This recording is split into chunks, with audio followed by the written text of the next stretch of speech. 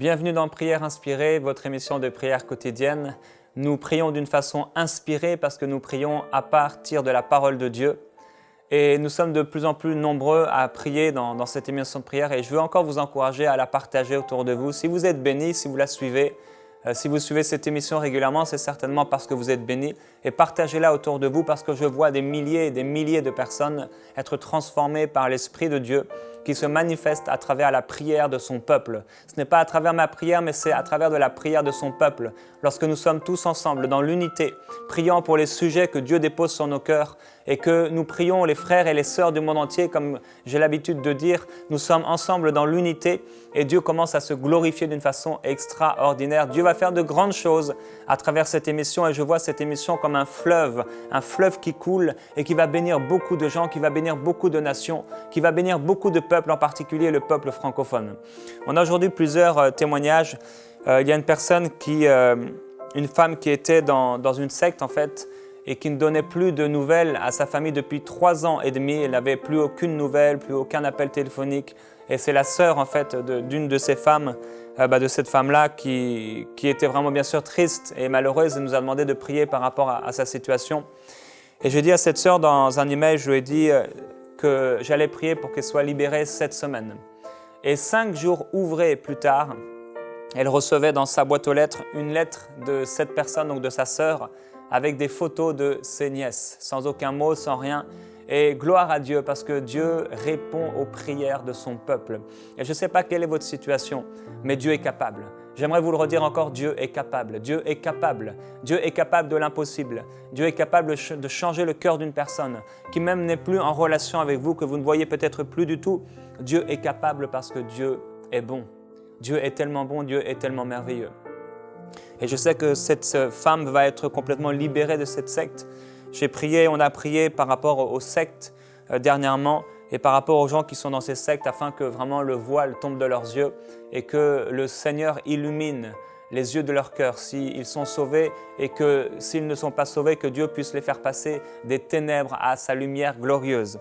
On a d'autres témoignages, un frère qui nous avait écrit par rapport à un métier, il voulait trouver un travail, il cherchait depuis un certain temps et il a trouvé un travail. Il avait aussi demandé de prier pour sa sœur qui était en train de devenir folle et il dit « ma sœur va de mieux en mieux ». Alors gloire à Dieu, Dieu fait des choses et quand Dieu commence quelque chose, Dieu le poursuit, Dieu l'achève complètement. Des gens parfois ils commencent à ressentir que quelque chose va mieux. Il faut vraiment croire que ce que Dieu fait, il le fait entièrement, il le fait jusqu'au bout. Une personne qui m'a écrit, elle voulait qu'on prie par rapport à son bébé qui allait se faire opérer. Donc elle avait la foi et c'était sa demande de prier pour l'opération. Elle me dit l'opération s'est bien passée. Une personne qui avait des problèmes de mauvais esprit, qui dans la nuit a vomi toutes sortes de choses. Je crois qu'elle a été libérée de mauvais esprits. Une personne qui ne priait plus en langue et elle dit maintenant je prie en langue. Il s'était passé des choses dans son église et bref on lui avait fait du mal et finalement ça a causé le fait qu'elle ne priait plus en langue. Et en écoutant une émission de prière inspirée tout dernièrement, il y a quelques jours, et elle s'est mise à reparler en langue à nouveau et à être au bénéfice de ce don extraordinaire que Dieu nous a donné. Une personne qui nous a écrit parce qu'elle avait une adolescente qui était rebelle et elle dit qu'elle a changé suite à la prière. Alors gloire à Dieu. Dieu est capable et Dieu peut faire n'importe quoi. Dieu utilise n'importe qui, il fait n'importe quoi. Il utilise des hommes, il utilise des femmes. Et même dans l'Ancien Testament, on voit même qu'il peut utiliser des animaux pour nous parler. Dieu est capable. Il est capable. Et comment Dieu nous parle? C'est par sa parole. Dieu ne nous parle pas par les circonstances. Dieu nous parle par sa parole et par son esprit. Et il y a une femme qui m'écrivait ce week-end et en lisant son mail, elle est dans une situation qui est vraiment difficile. En lisant son mail, je me suis arrêté sur une phrase. C'est lorsqu'elle a dit qu'elle était fâchée contre Dieu. Pourquoi Dieu a permis cela? Et le cœur de Dieu est tellement attristé de voir que souvent le diable réussit. Il réussit à... Vous savez, il est rusé. Il est rusé comme un serpent. Et il réussit à nous faire croire des choses sur Dieu. Vous savez, le diable, son plus grand désir, le plus grand désir de Satan, c'est que nous puissions avoir pour ennemi Dieu. C'est le désir du diable qu'on puisse vraiment se plaindre de Dieu, se moquer de Dieu, se plaindre du Seigneur Jésus-Christ et qu'on voit Dieu comme s'il était celui qui nous envoyait les malheurs.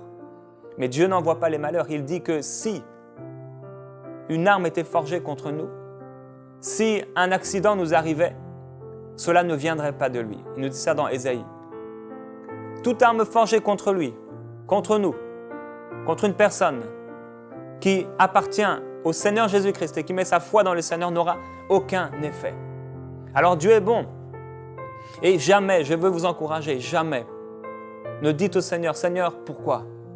Pourquoi as-tu permis cela? C'est comme une accusation qui se dresse du peuple de Dieu vers le Seigneur. Et sur toute la terre en ce moment, dans cette même journée où vous écoutez cette émission, il y a dans cette journée des enfants de Dieu qui vont se plaindre de leur Père. Aujourd'hui, des milliers de personnes, des milliers d'enfants de Dieu vont lever vers le Seigneur, dans la prière parfois même, alors qu'ils sont là pour adorer Dieu, alors qu'ils sont là pour louer Dieu. Ils vont élever leur voix non pas pour louer Dieu, mais pour se plaindre de Dieu, comme si Dieu était la source de nos malheurs, comme si Dieu était celui qui nous envoyait des catastrophes, des maladies. Qu'est-ce que Dieu a envoyé? Dieu a envoyé Jésus-Christ. La Bible dit que Dieu a tellement aimé le monde. Il nous a tellement aimés alors que même nous n'étions rien. Nous étions pécheurs et nous nous conduisions selon les convoitises de notre chair. Nous exécutions les volontés de notre pensée, de notre chair. Et il a envoyé Jésus-Christ. Il a tant aimé le monde qu'il a envoyé Jésus. Voilà ce que Dieu a envoyé. Dieu a envoyé sur la terre Jésus-Christ. Dieu a envoyé sur la terre les dons. Dieu a envoyé sur la terre la grâce. Il l'a répandue abondamment. Et Dieu a envoyé par Jésus-Christ le Saint-Esprit. Il a envoyé son Esprit en nous. Et qu'est-ce que crie le Saint-Esprit en nous? Comment savoir si lorsque nous prions, nous sommes dirigés par le Saint-Esprit ou par la chair? Le Saint-Esprit en nous crie « Abba, Père ». Voilà ce que crie le Saint-Esprit en nous. Il crie « Abba, Père ». Béni soit le Père, béni soit celui qui vient au nom du Seigneur. Mais la chair, notre tête, si nous sommes dirigés par le vieil homme, ou par la tête, ou par des pensées non renouvelées, nous allons aller contre Dieu et parler contre Dieu. Et l'ennemi va se frotter les mains et va être heureux. J'ai réussi mon plan. Le plan de l'ennemi, c'est que nous puissions, comme le peuple d'Israël dans le désert, murmurer contre Dieu. Murmurer contre ses serviteurs, murmurer contre sa parole et dire « Pourquoi nous as-tu amenés ici? Où est donc ce pays que tu avais promis ?» Et aujourd'hui, vous êtes peut-être « Mais où est donc la promesse ?» Et la Bible dit que les gens se moqueront et diront « Mais où est la promesse de son avènement ?» Voilà qu'il s'est passé du temps depuis que Dieu a dit que Christ reviendrait. Et les gens souvent sont comme ça, ils se plaignent de Dieu et ils rentrent dans le plan de l'ennemi. Alors Dieu a un plan, c'est un plan de gloire, c'est un plan de miracle, c'est un plan de grâce. Dieu veut répandre la connaissance sur la terre, la connaissance de qui il est, la connaissance de son amour. Dans Malachie au chapitre 1, et on va passer cette semaine du temps dans ce livre de Malachie, je crois que Dieu va nous parler à propos, entre autres, de notre amour pour Dieu. Il est écrit « Menace, parole de l'Éternel adressée à Israël par l'intermédiaire de Malachie, un prophète donc. Je vous ai aimé, dit l'Éternel. Mais vous dites, en quoi nous as-tu aimés ?» Et les gens sont comme ça, et même des enfants de Dieu. Si vous êtes parents, parfois vous avez aimé vos enfants, vous les avez bénis, vous avez travaillé pour eux. Vous savez, les enfants, ils sont là et ils ne réalisent pas tout ce que vous faites pour eux.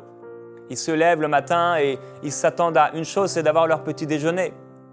Ils s'attendent à une chose, c'est que vous puissiez les amener à l'école, que vous puissiez les amener à leurs activités. L'enfant, c'est une caractéristique de l'enfant, c'est qu'il ne pense souvent qu'à lui. Il n'a pas de vue sur le monde, il n'a pas de vue sur les choses extérieures. Ça, c'est l'enfant, le bébé, l'enfant, celui qui n'est pas éduqué.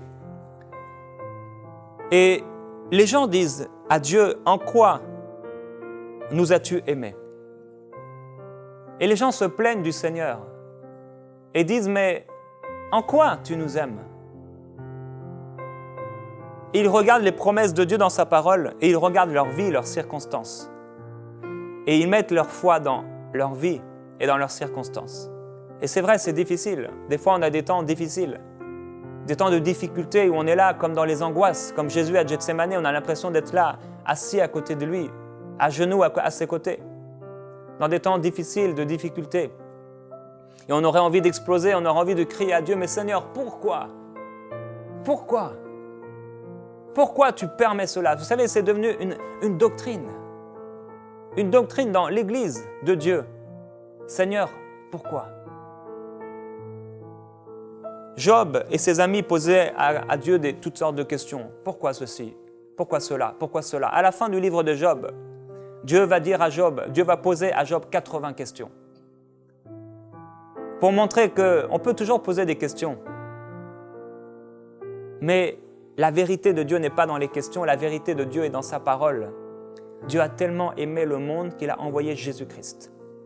Quelle glorieuse nouvelle! Quelle gloire de savoir que nous avons à nos côtés un intercesseur, Christ, celui qui, parce qu'il s'est humilié, parce qu'il était à genoux dans ce jardin de Gethsémane, il priait pour toi, il priait pour moi. Il a prié pour ton besoin, il a prié pour ta vie. Et ton plus grand besoin, c'était le salut. Mon plus grand besoin, c'était le salut. Mon plus grand besoin, c'était d'être sauvé, d'être une nouvelle créature, de passer par la nouvelle naissance. Et Jésus, dans le jardin de Gethsémane, a tellement souffert, plus qu'aucun homme. Il a tellement souffert et son âme était angoissée. Il a souffert dans son corps, il a souffert dans son âme, et même à la croix, il a souffert dans son esprit. Puisque nos péchés sont allés sur lui. Il a été fait péché à la croix. Christ a tellement souffert. Pourquoi? Pour que nous puissions marcher en nouveauté de vie. Pour que nous puissions avoir une pleine confiance en son amour. Une pleine confiance en ce qu'il a fait. Une pleine confiance en sa parole. Il avait donné sa parole. Il avait envoyé ses prophètes. Et ces prophètes avaient démontré que sa parole était vraie. Mais plus que cela, il a envoyé son Fils bien-aimé, la parole faite chair. Cette parole est descendue sur la terre. Elle a été faite chair. Et cette parole s'est manifestée. Et les hommes ont vu la parole de Dieu pleinement manifestée. Cette parole a été faite chair. Elle a habité parmi nous. La parole de Christ, la parole de Dieu. Et la parole est là, elle nous a été donnée. Nous avons vu Jésus-Christ dans les évangiles. Nous voyons son amour, nous voyons sa puissance, nous voyons sa bonté. Et le peuple crie comme le peuple est contemporain du prophète Malachi. En quoi nous as-tu aimés? Dieu dit, je vous ai aimés. Et Dieu nous aime. Dieu nous aime d'un grand amour. Et dans l'épreuve et les difficultés, ça a beau être dur. Mais j'ai pris la décision dans l'épreuve, de ne jamais crier contre Dieu. Mais au contraire, m'approcher de celui qui pouvait me secourir. Non pas de m'éloigner, parce que vous savez, la plainte éloigne les gens. Et si on se plaint de Dieu, on s'éloigne de Dieu. On s'éloigne de celui qui peut nous sauver. On s'éloigne de celui qui peut nous transformer. On s'éloigne de celui qui peut nous guérir. Alors aujourd'hui, frères et sœurs, j'aimerais qu'on puisse prendre un moment à non pas se plaindre de Dieu, mais proclamer sa parole. Un moment non pas pour douter, mais un moment pour croire. Un moment non pas pour se rebeller contre Dieu, mais un moment pour l'aimer et pour le louer. Alors on va prier ensemble. Et on va louer Dieu. Et on va le glorifier pour qui il est, pour son amour, sa présence, tout ce qu'il est. Et pour certains, c'est une épreuve que Dieu vous donne. Alors que vous êtes dans l'épreuve et qu'il y a des difficultés, alors qu'il y a le sable chaud sous vos pieds, alors qu'il y a la chaleur du jour, alors qu'il y a les scorpions qui sont là à votre droite, à votre gauche. La Bible a déclaré qu'on pourra même marcher sur les serpents, sur les scorpions, mais que rien ne pourra nous faire du mal. Alors la question, ce n'est pas, mais Seigneur, pourquoi? La question, c'est pourquoi je suis comme cela? Et il y a une décision après cette question. Parce que certainement, si on regarde en nous-mêmes, on réalise qu'on n'a pas assez aimé Dieu, qu'on l'a accusé et qu'on l'a abandonné. Alors on se pose la question aujourd'hui, je vais vous poser cette question alors que vous êtes là devant le Seigneur. Pourquoi l'avez-vous accusé? Pourquoi vous êtes-vous plaint de celui qui est bon, votre Père Céleste? Et je veux vous encourager dans cette atmosphère de prière à vraiment vous repentir. Si vous avez accusé Dieu, si vous vous êtes plaint de Dieu, pouvoir simplement maintenant lui dire, Père, pardonne-moi. Pardonne-nous, Seigneur, de t'avoir accusé. Pardonne-nous, Père Céleste, d'avoir cru que tu pouvais nous envoyer le malheur. Pardonne-nous de nous être plaints de nos situations. Pardonne-nous. Père, ton peuple est devant toi. Ton peuple est devant toi. Certaines personnes sont dans des douleurs aujourd'hui, dans des difficultés terribles. Et tu as dit dans ta parole que tu nous as aimés. Et ta parole nous montre, nous prouve que ton amour pour nous est grand, ton amour est glorieux, ton amour est puissant. Tu nous as tellement aimés que tu as envoyé Jésus-Christ mourir pour mes péchés, pour les péchés de mon frère, de ma sœur. Tu es mort pour nos péchés. Oui, tu nous as pleinement aimés. Tu nous as tellement aimés. Et aujourd'hui, nous refusons de nous plaindre. De nous plaindre de toi, comme si tu étais la source de notre malheur.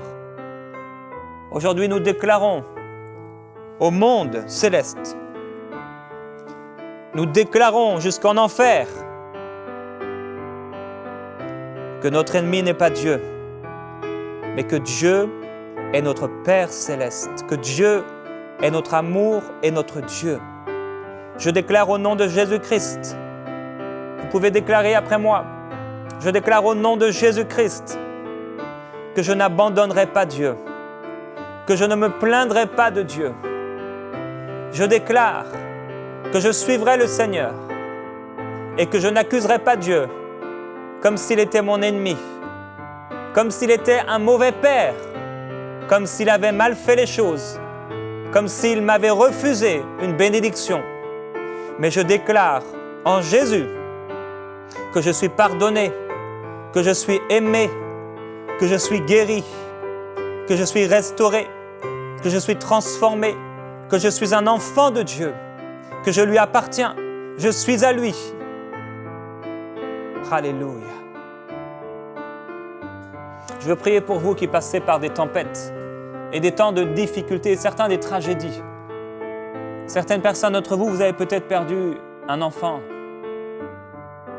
Vous avez été abandonné. On vous a trompé. Et vous pleurez. Mais Dieu est tellement bon, tellement glorieux, qu'il vous remplit maintenant. Levez vos mains vers le Seigneur et recevez aujourd'hui la consolation. Recevez aujourd'hui la consolation qui vient du Seigneur. Toi qui as perdu ton fils, reçois la consolation. Ce n'est pas Dieu, c'est l'ennemi qui a fait cela. L'ivraie et le blé ont poussé ensemble. Et ton fils est auprès de Dieu. Voilà ce que Dieu a fait pour toi. Il l'a accueilli dans ses bras. Il l'a accueilli dans sa présence. Et Dieu prend soin de toi maintenant, il te console. Sois consolé aujourd'hui. Sois rempli aujourd'hui du Saint-Esprit. Sois rempli de la vérité de la parole de Dieu. Je déclare l'amour de Dieu sur toi, ça coule sur toi maintenant. Oui, maintenant la vérité prend place dans ton âme. La vérité prend place dans tes pensées. La vérité est la vérité seule. L'ennemi t'a menti. Tu as accusé Dieu. Tu étais dans la confusion. Mais voilà que Dieu maintenant lève un voile de tes yeux et sa lumière se lève sur toi. Je déclare au nom de Jésus-Christ que ce que le diable t'a volé, Dieu va te le rendre, Dieu va te le donner. Dieu va multiplier pour toi la bénédiction. Dieu va multiplier pour toi sa vision. Il va te donner une vision claire de ce qu'il veut pour toi. Le Seigneur te rétablit aujourd'hui, il lui fait grâce à son peuple. Le Seigneur fait grâce. Le Seigneur fait grâce à son peuple. Le Seigneur te fait grâce. Grâce. Grâce. Dieu répand sa grâce sur toi. Il répand sa grâce dans ta vie. Je déclare au nom de Jésus que quelle que soit ta situation, Dieu répand sa grâce sur toi. Au nom de Jésus-Christ, la grâce de Dieu se répand aux profondeurs de ton être, jusqu'à tes os, jusqu'à ton esprit. La grâce de Dieu se manifeste sur toi. La grâce de Dieu te remplit et te permet aujourd'hui de te lever. Oh, il y a une personne, tu étais là sur ton lit et tu disais, mais je n'aurai pas la force de me lever. Aujourd'hui, tu te lèves.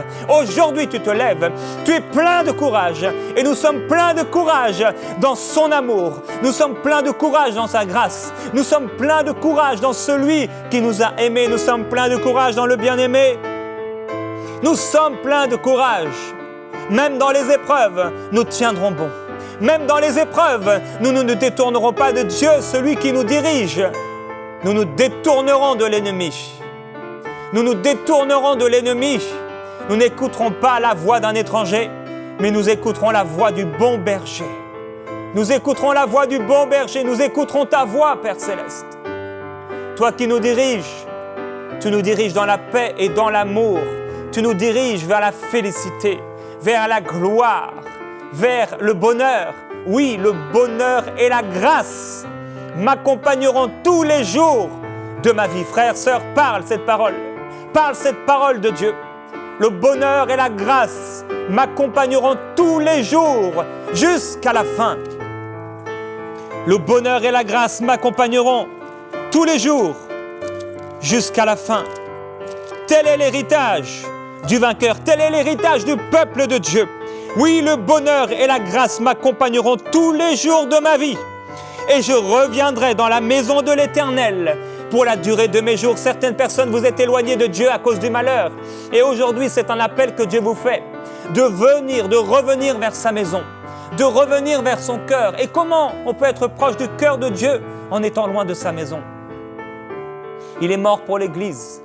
Il est mort pour son corps, le corps de Christ. Il a donné sa vie. Aujourd'hui, nous déclarons que le bonheur et la grâce vont nous poursuivre tous les jours de notre vie. Nous le déclarons au nom de Jésus-Christ. Par la foi en cette parole vivante, en la parole de Dieu, nous déclarons que le bonheur et la grâce vont nous poursuivre. Le bien et la bienveillance me poursuivront, comme il est écrit dans ta parole.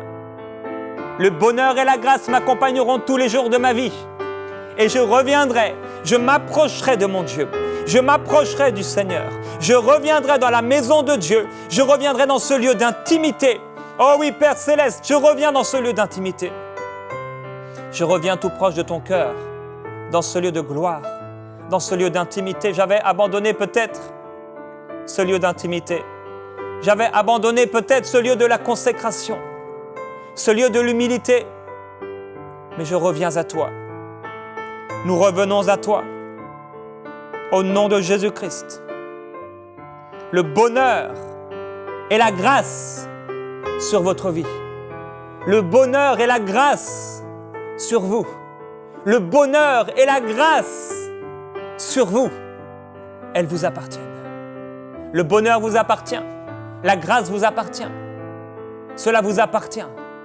Et je le déclare sur vous. Ne croyez pas le mensonge de l'ennemi, mais croyez Dieu. Croyez sa parole. Parce que c'est lorsque vous croyez en sa parole que vous êtes guéris. C'est lorsque vous croyez en sa parole que sa parole a un effet sur vous. C'est lorsqu'on a cru en Christ, lorsqu'on a cru au sang de Jésus, que le sang de Jésus est devenu efficace pour nous. Aussi longtemps que nous n'avons pas cru, aussi longtemps le sang de Jésus-Christ n'avait pas d'effet dans notre vie. Il était comme inefficace. Et lorsque nous croyons à la parole de Dieu, lorsque nous la parlons, lorsque nous la déclarons, alors cette parole est efficace pour nous. Lisons ensemble le psaume 23 et déclarons ensemble ce psaume glorieux. L'Éternel est mon berger. Vous pouvez le déclarer, ne ferme pas la bouche devant Dieu, mais déclare cette parole. l'Éternel est mon berger. Je ne manquerai de rien. Écoute les circonstances qui te parlent et qui te disent « mais tu manques de tout ».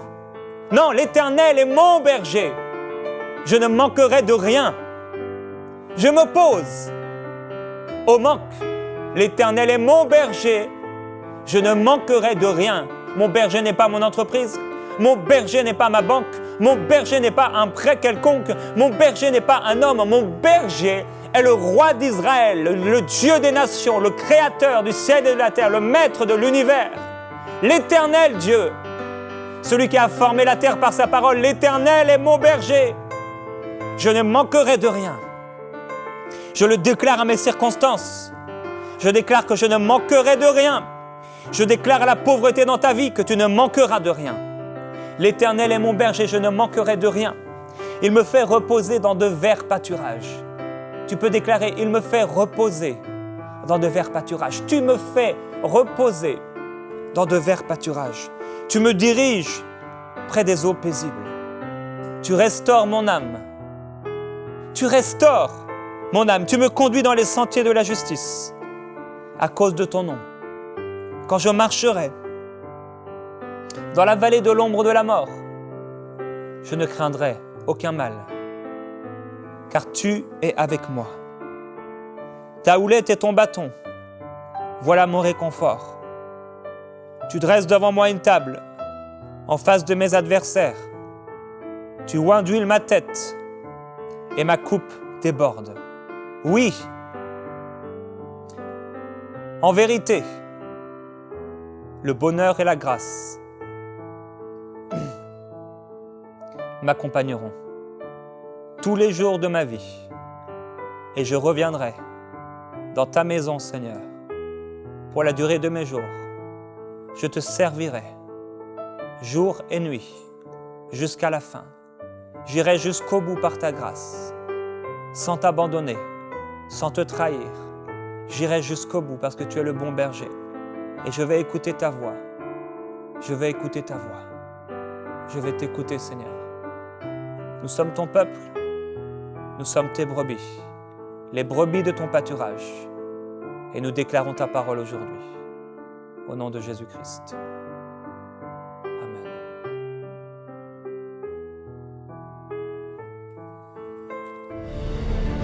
Envoyez-nous vos sujets de prière à prière@enseigne-moi.com.